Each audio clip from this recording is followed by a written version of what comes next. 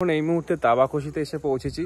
অপূর্ব জায়গাটা। আমরা এখন এই মুহূর্তে রয়েছি ঝর্ণা হোমস্টেতে। তো ঝর্ণা হোমস্টেটা তোমাদের সকলকে একবার ঘুরে দেখাচ্ছি, তোমরা সকলেই ভিজিট করো। মানে খুবই সুন্দর একটা হোমস্টে, নিজেদের বাড়ির মতো একদমই। এটা হলো ঝর্ণা হোমস্টের এন্ট্রান্সটা হচ্ছে এখান থেকে। এটা মেন রোড থেকে সোজা এখান থেকে ঢুকে এইরকম একটা অ্যাম্বিয়েন্স পেয়ে যাবে, খুব সুন্দর। ভেতর দিকেও রাস্তা গেছে হোমস্টের।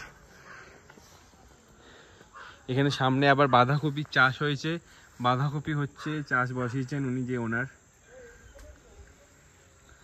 এখানে আবার মাছ আছে, ছোট মতো পন্ড মতো করা, মাছ চাষ করেছে। আমরা এই রুমগুলোয় আছি এই মুহূর্তে। আমি এই রুমগুলো ঘুরিয়ে দেখাচ্ছি। এই একটা দুটো রুম আমরা নিয়েছি।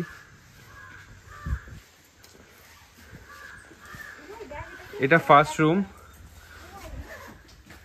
রুমগুলো দারুণ। এখানে একটা এক্সট্রা বেড দেওয়া আছে।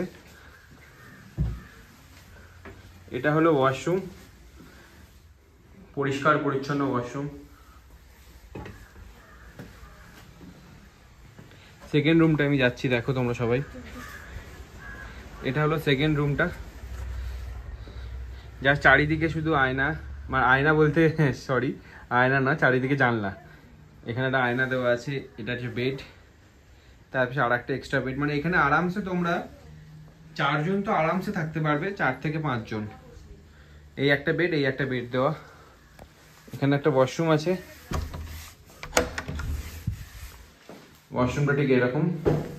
এখানে আয়না দেওয়া, কোমোড আছে এখানে, সব দিয়ে কোমোডের ব্যবস্থা রয়েছে, তো অসুবিধা হবে না কারোরই। উপরটা কাঠের, পাখা লাগে না কারণ এখানে অতটা গরম নেই। হ্যাঁ হালকা গরম, কিন্তু হিউজ গরম নেই আমাদের ওখানকার মতো, কলকাতার মতো।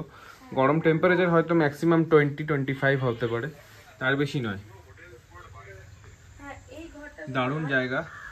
সামনে এরকম একটা ব্যালকনি রয়েছে, ব্যালকনি রয়েছে এখানে একটা সুন্দর ব্যালকনি। এখানে একটা গাছ রয়েছে।